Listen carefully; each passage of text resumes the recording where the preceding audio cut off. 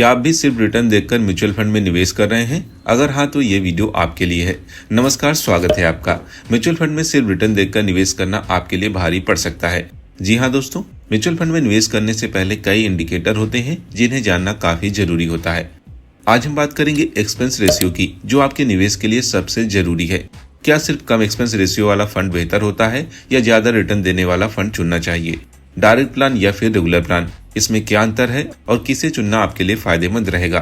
तो दोस्तों, वीडियो को अंत तक जरूर देखें, क्योंकि आपके लिए निवेश का सही फैसला इसी जानकारी पर डिपेंड करता है। तो चलिए शुरू करते हैं।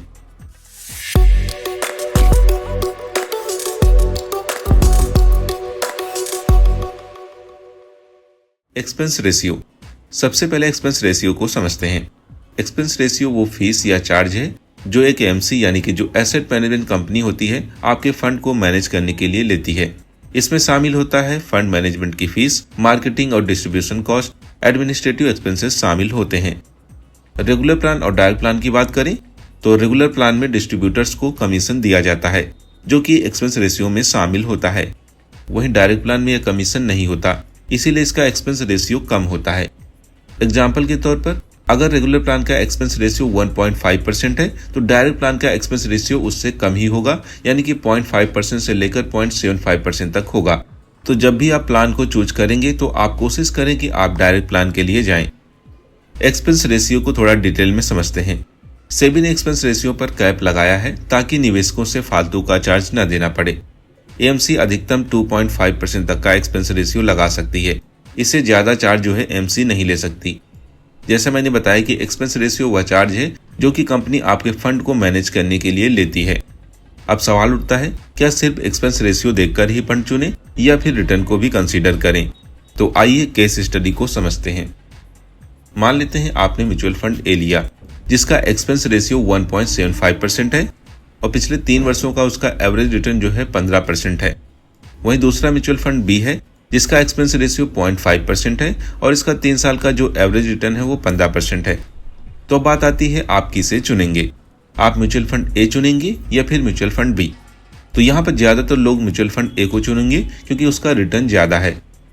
लेकिन सही फैसला यहाँ पर म्यूचुअल फंड बी हो सकता है, क्योंकि इसका एक्सपेंस रेशियो जो है कम है, यानी कि 0.5% है, जो कि फंड ए से कम है। हालांकि फंड ए की तुलना में फंड बी का रिटर्न जो है कम है, लेकिन याद रखें रिटर्न कम या अधिक हो सकता है, लेकिन एक्सपेंस रेशियो आपको हर बार वही देना होगा। तो लॉन्ग टर्म में आपको फंड बी में अधिक फायदा देखने को मिलेगा।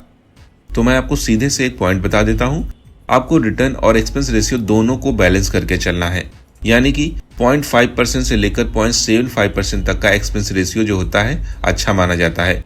वहीं 1.5% से अधिक एक्सपेंस रेशियो को अच्छा नहीं माना जाता, इसे हाई एक्सपेंस रेशियो की कैटेगरी में रखा जाता है। तो इसका भी आप विशेष ध्यान रखें। बात करते हैं डायरेक्ट प्लान बेहतर क्यों होते हैं। तो डायरेक्ट प्लान में ब्रोकर या डिस्ट्रीब्यूटर को पेमेंट नहीं दी जाती, इसीलिए इसका एनएवी यानी कि नेट एसेट वैल्यू और रिटर्न्स बेहतर होते हैं। डायरेक्ट प्लान में निवेश करके आपका लॉन्ग टर्म में रिटर्न ज्यादा होता है। अब बात आती है कि फंड चूज करने से पहले आपको क्या क्या चेक करना है। तो सबसे पहले आपको देखना है कि फंड का पिछले 5 साल का एवरेज रिटर्न क्या है। फंड का रिटर्न कम से कम 12 से 15% तक का होना चाहिए। इसके बाद आप एक्सपेंस रेशियो को जरूर देखेंगे। एक्सपेंस रेशियो यहाँ पर 1.5% से अधिक ना हो। रिटर्न और एक्सपेंस रेशियो दोनों को इस तरह आप बैलेंस करके चलेंगे। इसके साथ ही आप एग्जिट लोड, फंड का साइज, किस कंपनी में होल्डिंग है, ये भी चेक कर सकते हैं। और कोशिश करें कि डायरेक्ट प्लान को प्राथमिकता दें। हालांकि इसमें आपको म्यूचुअल फंड चुनने की जानकारी होनी चाहिए, तो ये कोई बड़ा टास्क नहीं है। आप कमेंट बॉक्स में फंड की जानकारी पूछ सकते हैं, मैं आपको सजेस्ट कर दूंगा। रेगुलर प्लान तभी चुनें अगर आपको डिस्ट्रीब्यूटर्स की गाइडेंस चाहिए। सेबी की गाइडलाइन को देख सकते हैं और भरोसेमंद एएमसी का चुनाव करें। तो दोस्तों, म्यूचुअल फंड में निवेश करते समय एक्सपेंस रेशियो को जरूर ध्यान से देखें, लेकिन केवल इसी के आधार पर आपको फैसला नहीं करना है। रिटर्न, फंड मैनेजर की एक्सपर्टाइज और मार्केट परफॉर्मेंस को भी देखना है। अगर आपको यह जानकारी उपयोगी लगी है तो इस वीडियो को लाइक और शेयर जरूर करें और हमारे चैनल एसेट वर्ल्ड को सब्सक्राइब करना ना भूलें, ताकि आप आगे भी ऐसी ही जानकारी पाते रहें। फिर मिलेंगे एक और नए वीडियो में। धन्यवाद।